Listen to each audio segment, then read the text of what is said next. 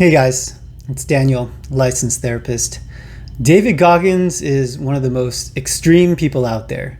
If you don't know who he is, he was an ex-fatty who got in really good shape, and now he's on the internet being this motivational personality. He is, in my opinion, the most unintentionally hilarious person on the internet. Let's take a look at his achievements. This is from davidgoggins.com.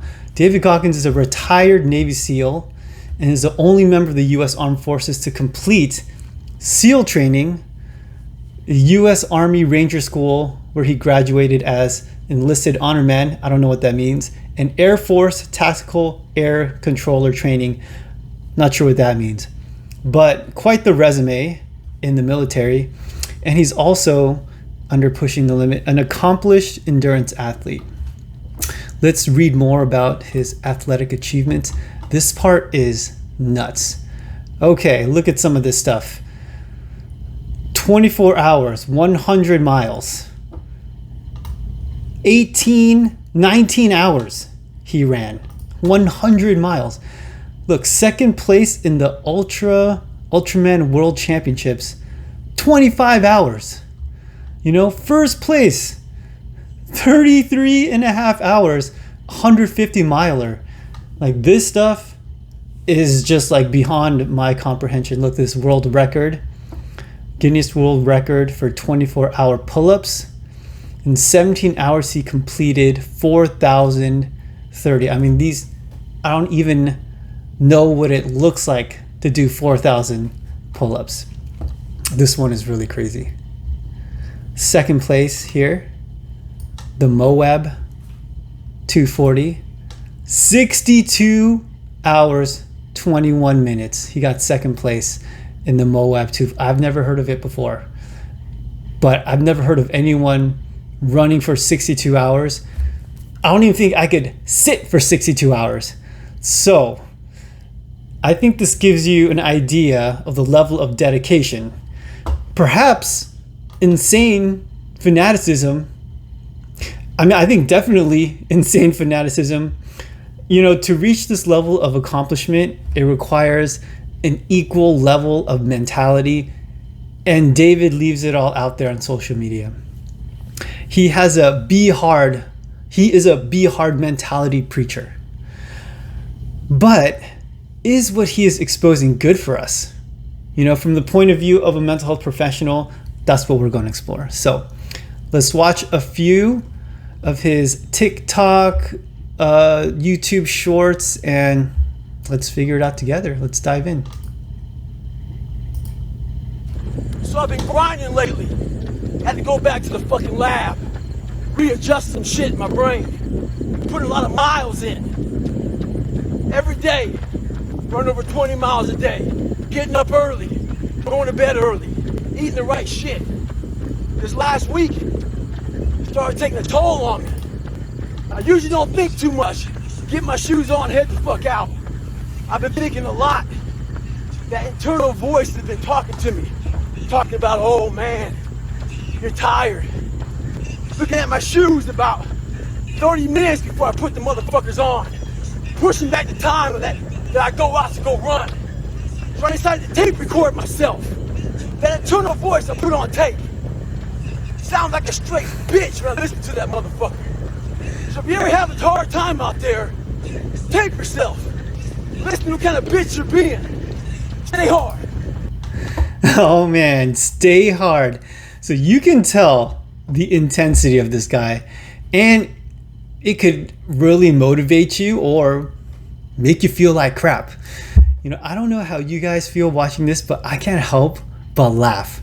I'm not laughing at him, but I'm not exactly laughing with him because he isn't trying to be funny.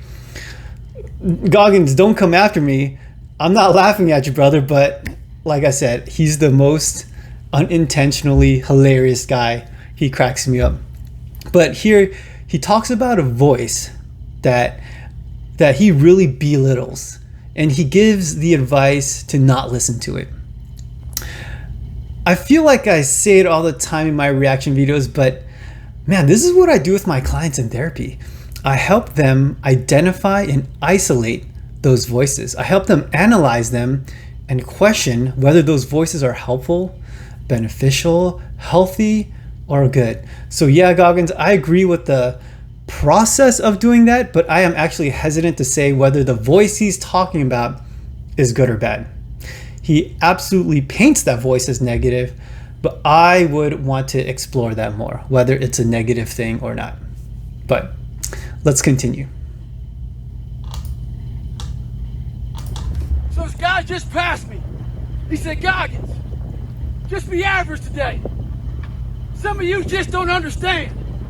Some of you been average for so damn long, you don't know what it is to do hard work. But there's a lot of you out there who want to be much more than average, but just don't know how to do it every single day, the grind. You need to find someone to oil those fucking gears up.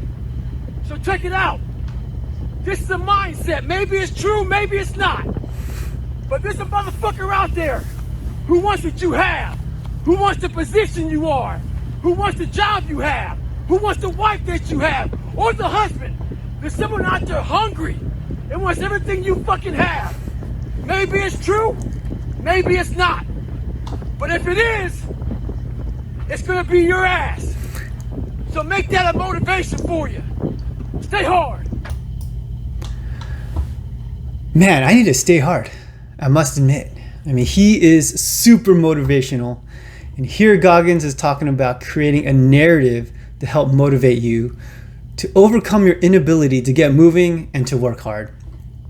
If you've seen The Last Dance, Michael Jordan also uses this technique where he basically lies to himself to get motivated to destroy an opponent. I am huge on narratives and controlling the narrative in your mind to help you, but I am very against lying to yourself. I think you can do it for a time, but in the back of your head, you know it's not really true, and it can't possibly last. You can craft a narrative that is true and that you can buy into to motivate you, and I think that would be much more helpful. So this one is kind of a miss in my opinion, but let's check out another one. So today, I decided to try to PR my long run. So the first half of the run, I'm feeling great. My mind is clear, nothing going on. Think about nothing but my running pace, what I'm doing, my breathing, everything like that. Get to mile 15, I turn around, and the demons start to creep in. That inevitable wall is creeping up on me. When you push so hard, something's about to give. And I started to give. My mind started to break down. I started to feel my legs starting to hurt. I started feeling dehydrated. Started feeling sorry for myself. Started looking around. No one knows I'm fucking out here running. So why don't you go ahead and just stop? Call your girl, have her pick you up. And that's when I feel like a little bitch. And this is when your mind has to fucking change. You gotta start thinking, I'm the grittiest motherfucker in the world. Your dehydration? Fuck it. Lick your motherfucking lips. Your fucking legs are all sore. You got shin splints and stress fractures. No, you don't. You got sore fucking legs. Get out of your head and stay hard. Stay hard, Daniel. Be hard. Continue to harden up. Is this starting to sound wrong to anybody? So, I agree that feeling sorry for yourself never helps. Don't do it. I 100% agree with that. And again, I like the change in narrative and self-identity to help yourself achieve what you want and do things that you feel like you can't do. But there has to be a limit here. If we take this too far, this mentality, I don't know if it would be healthy, because dehydration is a real thing and you can do damage to yourself if you go too far with this mentality. Hey, look, I'm no ultra marathon Ironman world champion, but I'm just looking at it where this mentality can land someone into some trouble, and I can see how it can be potential danger when it comes to health and all of that. So, I'm not totally disagreeing with you, Goggins, so don't show up at my door or anything like that, friend, but all I'm saying is this type of narrative needs examination and tailoring for the individual. We cool, David? Okay, let's go for one last one. This morning I woke up with a slack-jawed, poopy pants mentality. I've been traveling an awful lot and kind of wore down a little bit. I believe in taking days off. I think days off are real important for recovery and all that stuff. But I don't believe in taking days off because your mentality is just feeling sorry for yourself. I deserve this, or I've earned that mentality. And that's what I was saying to myself. Today's self-talk was horrible. So we all have one voice, and that one voice is very powerful. That says, "Hey, you've earned this. You deserve this. Take time off." All that stuff. Start developing the other voice that fights that voice. When it's not a designated day off, I don't care if it's running, swimming, biking, studying. If it's not a day off, don't take a day off. And start developing that voice that fights the weaker voice. So remember that. We all have one voice, work on the other voice also. Did he really just say poopy pants? I mean, this guy's normally cursing up a storm. I feel like this is a warm down, softer Goggins, which is still way harder than I have ever been. So I need to get hard and to stay rock hard.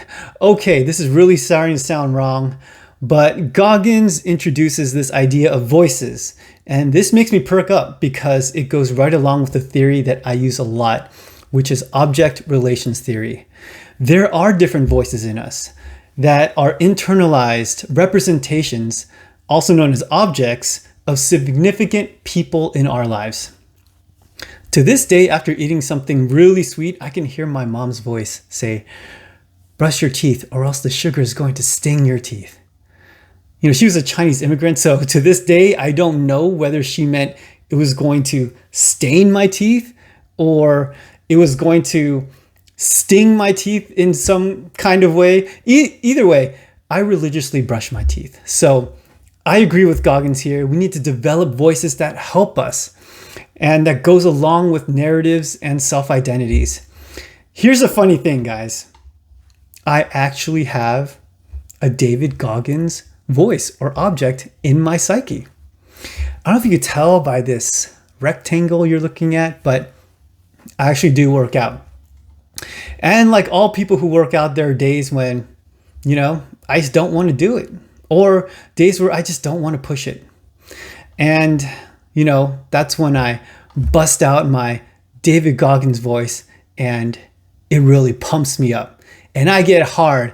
Man, I can't get used to that. I get motivated. So thank you, David, for all your inspirational work that you do. I think it is beneficial. It's benefited me, and I've definitely used a part of what David says to help me achieve things. And so I would caution people out there not to go full Goggins, right? And just do a good analysis whether it is what you want or not, and whether it's going to benefit you. All right, guys. Thank you so much for watching. See you next time.